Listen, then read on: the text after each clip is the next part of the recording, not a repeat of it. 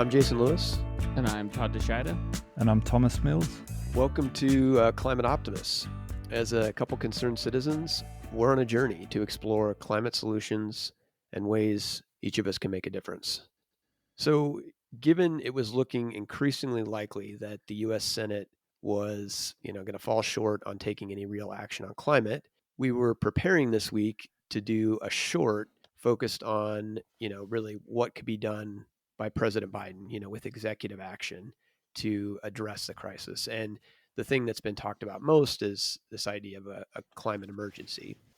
Well, as we record this, the good news is that Democrats in the Senate have started again moving forward with a climate bill.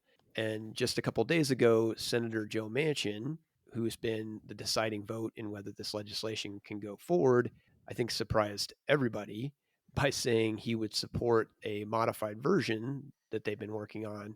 And, I think some of us are still in shock and wondering, is it real? But I don't know, Todd, what do you make of the Manchin reversal? I'm stunned.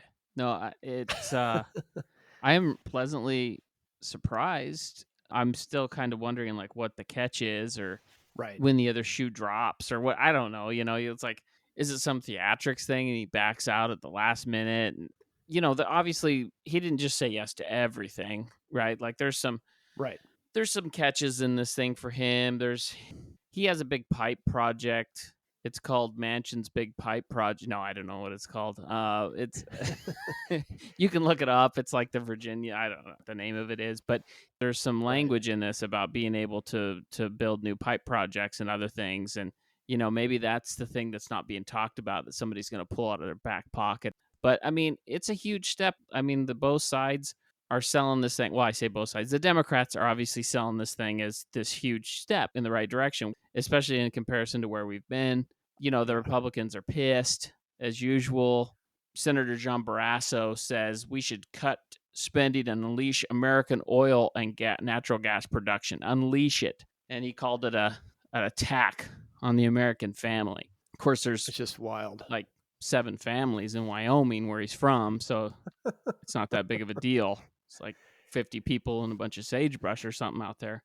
But and speaking of attacks on the American families, we're seeing disasters right now in Kentucky, and this poor family just lost 4 of their kids in these floods, and it's heartbreaking, right? So if we want to talk about American families and whatnot, I mean, there's definite consequences to doing nothing, and we're seeing them. Absolutely. It's sort of crazy to me that, there can even be a debate at this point about passing something, given that all this discussion is going on, like you say, with the floods in Kentucky. There's, out on the west coast of the U.S., the heat has kind of moved from the east, and now, getting record temperatures out here, fires. And of course, there's, the heat wave that just hit Europe, and, the heat wave that's hitting China. I mean, and I guess that leads me to the fact that I think, like you, it would be fantastic if we can pass this, and like, I'm crossing fingers. I think, we need a plan B. And that's really why we were going to talk about this climate emergency declaration is, we've got to have something else, because the stakes are way too high to be just betting on one option, right? I mean, I would argue we need a plan C and D as well. But this climate emergency declaration could be an imperfect tool, but a tool nonetheless, should the Senate deal fall apart again. Right. So what is this climate emergency declaration, or what is this plan B? So some of this is new to me, but basically these emergency powers were granted, about 50 years ago, and using an emergency declaration gives the president special, emergency powers, not superpowers, but emergency powers. And I guess it's been used by almost every president since it was passed.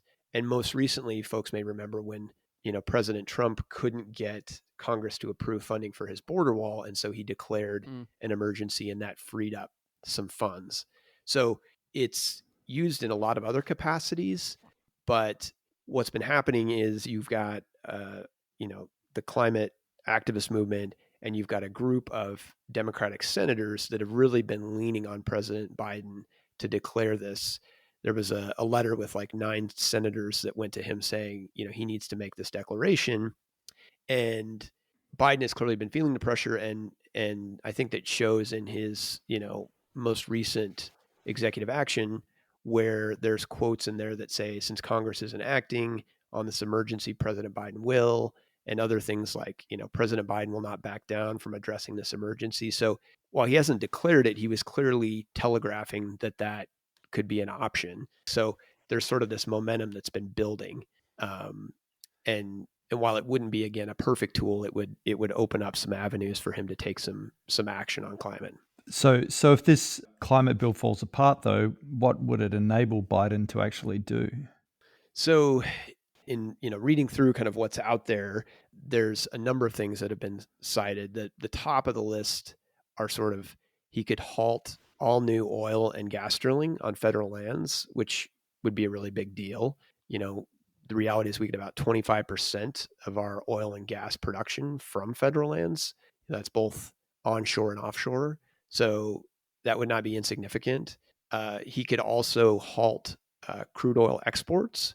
We had a ban on crude oil exports, folks might remember, up until the Obama administration, and that had been in place since the 70s. And so Biden could potentially, implement that again. And that would, because of a number of sort of supply demand factors and pricing, projected to, reduce emissions on the order of like closing 42 coal plants. So it would be a big deal. He could also end offshore drilling. And so, a lot of it really is in the realm of slowing down, pausing, or stopping fossil fuel production. It would also free up some emergency funds that could be used, experts say, to fund things like renewable energy projects or efficiency stuff for low-income folks.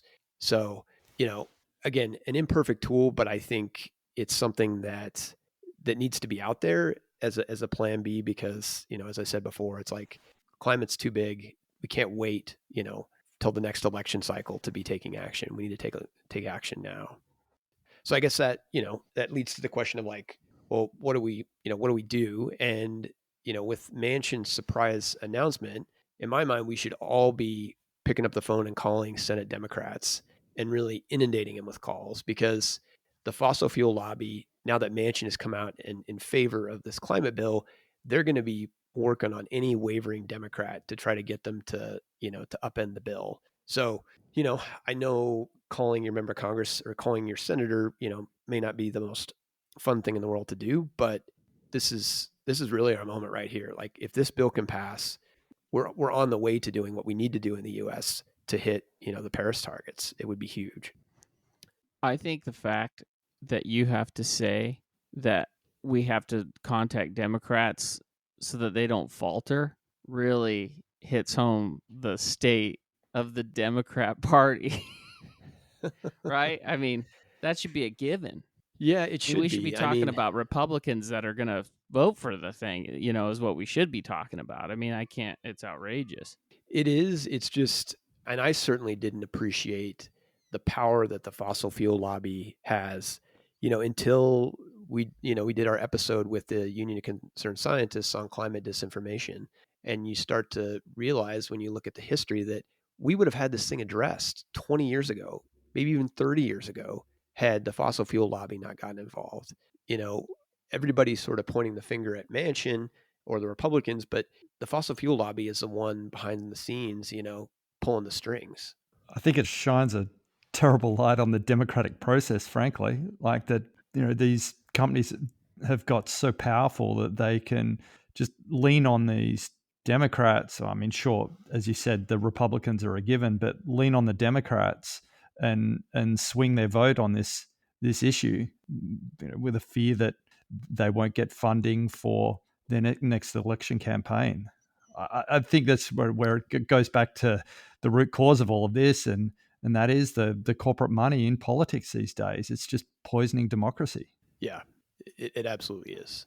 And yeah, you take away the money, it's, this all goes away, or at least a big chunk of it goes away. It's no accident that the fossil fuel lobby has spent this last election cycle giving more money to Joe Manchin than any other senator, and, giving a ton of money to Kyrsten Sinema, who's another Democratic senator who's been kind of wavering on stuff. They knew once the Democrats took the Senate that their only vehicle to stop legislation was to target those two senators. And so they've just dumped a heap of money into their, as you say, their reelection funds. So, yeah. Yeah. So, everybody, pick up the phone, call your senator. Guys, you have any recommendations on calling your senator? I have some names you could call him. Make that call, though. This really is positive news with Manchin's term, but we need to make sure that this gets to the Senate. Well, that's it for this week's short. Thanks for tuning in. Come back next week for more climate solutions and reasons for hope. Climate Optimists is made possible by Climate Stewards Collective. You can find us on the web at climateoptimist.co. And as always, don't forget to follow us on social at Climate Optimist Podcast.